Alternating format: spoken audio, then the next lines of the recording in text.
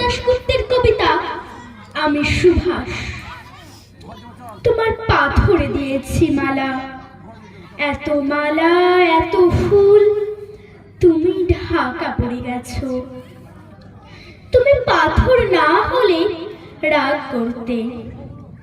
৫৬ বছর আগের এক মধ্যরাতে এলগিন রোডের ৩ তলার ঘরে আলো জ্বলছিল। চাদর গায়ের এক ছায়ামূর্তি পায়চারি করছিল অবিরাম। বাইরের রাস্তায় ইংরেজ পুলিশের চর সতর্ক সজাগ চোখে দেখছিল। তার সব সতর্কতাকে বুদ্ধু বানিয়ে তুমি তখন অন্ধকার ছেড়ে ছুটে চলেছ আলোর পথে। দেশের মানুষ, কাকপক্ষী কেউ টের পায়নি। তুমি চলে যাবার পর ৫৬টা শীত, বর্ষা, গ্রীষ্ম, উধাও।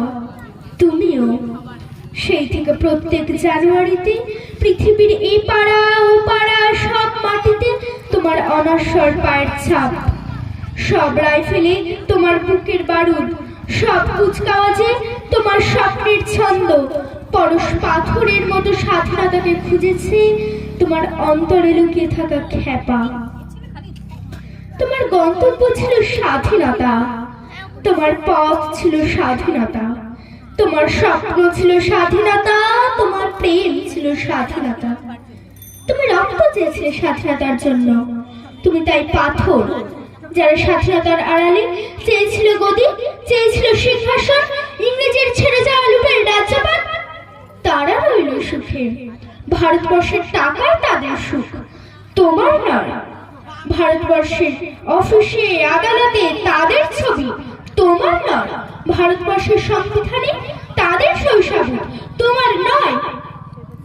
ইংরেজ গরিব মানুষকে পায়ের নিচে রাখত, আমরা বড়লোকদের মাথায় করে রেখেছি। স্মাগলার কিংবা ডাকাতকে জোর হাতে সভাপতির আসনে আহ্বান করেছি। ইংরেজ দেশের ধন সম্পত্তি লুট করত, আমরা দেশটাকে বেঁচে দিয়েছি। ইংরেজ দিয়েছে চাবুক, লাঠি, গুলি, আমরা দিয়েছি মাস্তান, মাফিয়া, নেতা আর বুলি। ইংরেজ দিয়েছে কালাপানি, সেলুলার জেল, আমরা দিয়েছি টিভিতে সুপারহিট মোকাবিলা আর আইনসভায় আরাম গয়রামের খেল। ৫৬ বছর আগের এক মধ্যরাতে পরাধীন এই দেশ ছেড়ে তুমি চলে গিয়েছিলে স্বাধীন এক স্বদেশে ফিরে আসার স্বপ্ন নিয়ে। তুমি ফিরে আসোনি, স্বাধীনতা এসেছে।